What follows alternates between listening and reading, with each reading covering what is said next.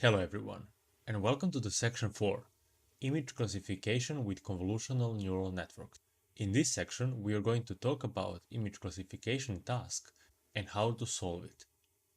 In this video, we are talking about image classification as a task and why do we need to develop concepts and better algorithms to solve this problem.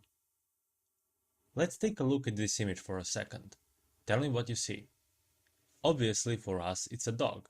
The process you take until you get the conclusion that it's a dog is looking at certain features, like a nose, then its hair, probably ears, eyes, and many more other features that will create a concept of a dog for us.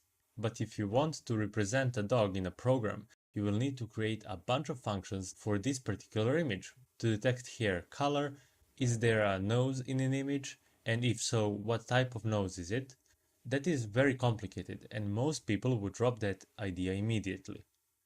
Although it is manageable, just for this picture you would create a large number of functions. But the real problem comes when you have a second picture, 1000 pictures, or even 100,000 pictures. Your algorithm will rarely work on any of them. In this case, you will need a robust solution to solve this problem. Let's take a look at this case. If we solve a problem of image classification, there are tons of things that will be improved.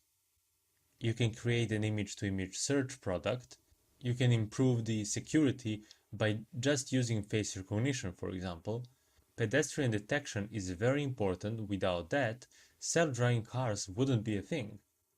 All of these concepts are now easily solved in a robust way of using convolutional neural networks, since they are creating their own representation of images inside of them and using that to extrapolate to new unseen images.